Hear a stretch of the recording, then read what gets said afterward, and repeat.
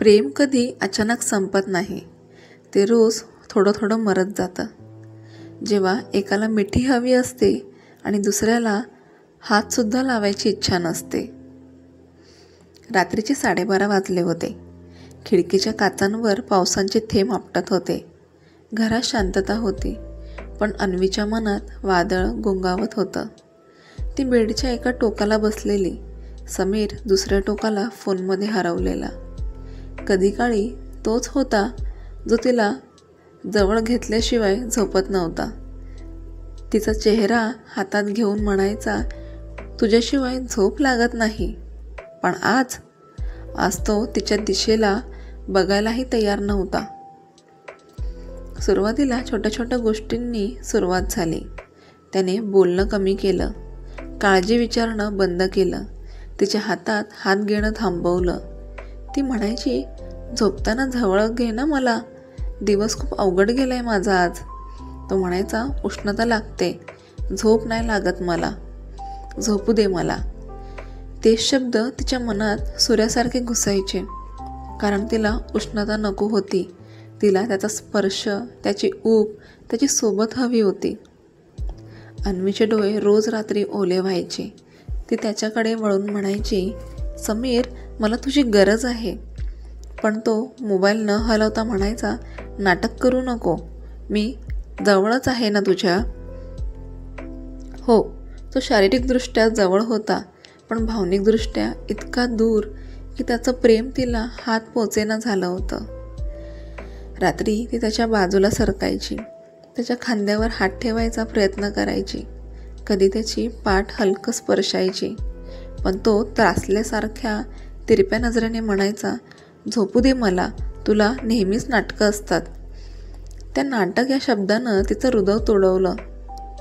ती गरज, ती आसक्ती तो तिला समजून घेत नव्हता, तो तिला महसूस करत नव्हता. एका रात्री अन्वी तुटली. तिला बोलायचं होतं त्याच्याशी उघडपणाने. ती म्हणाली, तू माझ्याकडे बघतोच नाही, आता का? असं काय झालंय जे तू माझ्याकडे बघतही नाहीस? समीरने फोन बाजूला ठेवला आणि जणू काही मोठी तक्रार ऐकावी तसं म्हणाला, तुझ्या डोक्यातले विचार जरा शांत ठेव, मी आहे ना. ती विचारली, पण तू असतोस कुठे? मी जवळ सरकले तर तू दूर जातोस, मी मिठी मागते तर तू त्रासल्यासारखं बघतोस, मी बोलते तर तू थकतो असा म्हणतोस. मला प्रेम हवंय, ते कुठे गेलं?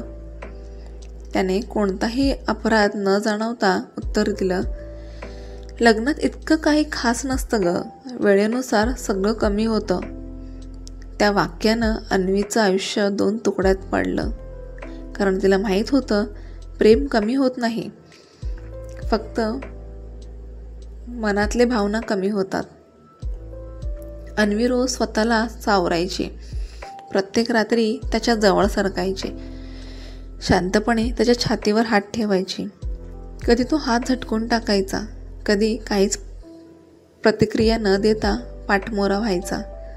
तिला त्याच्याकडून काही मोठं नको होतं, ना महाग गिफ्ट्स, ना आश्वासन, ना वचन. तिला फक्त हवं होतं एक मिठी, जिथे ती शांत झोपेल, एक हात तिच्या कमरेवर आणि एक शब्द, मी आहे ना तुझ्यासोबत. पण तो जणू तिच्या भावनांच्या दारावर कुलूप लावून बसला होता. त्याचं प्रेम आता फक्त त्याच्या गरजांच्या वेळेस जागं व्हायचं आणि बाकी वेळी बेशुद्ध असायचं. ती शेवटी एका रात्री स्वतःशीच म्हणाली, मी एवढी का झगडते? मीच का प्रत्येक वेळा जवळ जाते? मीच का प्रत्येक वेळा प्रेम मागते? ती त्याच्याकडे वळून शांतपणे पाहत राहिली. समीर निर्धास्त झोपलेला, त्याच्या जगात तिच्या भावनांना जागाच नव्हती. अन्वीच्या डोळ्यातून अश्रू ओघळले आणि तिला एक गोष्ट क्रिस्टल क्लिअर समजली. जेव्हा नात्यात स्त्रीला मिठीची भीक मागावी लागते, तेव्हा पुरुषाने नव्हे, त्या नात्यानेच तिच्या हृदयाला मारलं असतं. त्या रात्री अन्वीने एक शांत निर्णय घेतला, आता मी रडणार नाही, कारण आता मी त्याच्याकडून प्रेम अपेक्षितही करणार नाही. आणि अशा प्रकारे 2 माणसं एका बेडवर होते, पण त्यांच्या हृदयांमध्ये शेकडो मैलाचं अंतर पसरलं होतं. तुम्हाला जर ही स्टोरी आवडली असेल तर लाईक करा, शेअर करा आणि पुढचा भाग पाहायचा असेल तर कमेंट्समध्ये नेक्स्ट पार्ट लिहा. पुन्हा भेटूया एका नवीन कथेसोबत. श्री स्वामी समर्थ.